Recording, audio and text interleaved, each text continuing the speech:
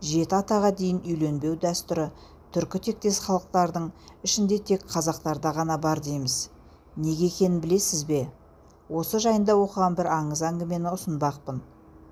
15 ғасырда қазақ хандығы орнап, оны Керей мен Жәнібек хандар басқарғаны белгілі. Бірде Жәнібек ханның ақылшысы, кеңесші Жиренше шешен қатты ауырып, төсек тартып жатып қалыпты.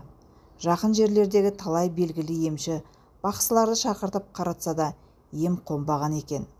Соңында атақты Өтебойдақ деген емші барын біліп, соны шақыртады.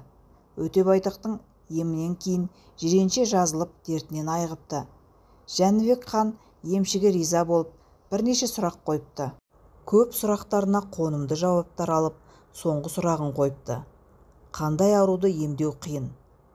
Тұқым қуалайтын ауруды емдеу қиын. Ал оның алдын алуға бола ма? Болады.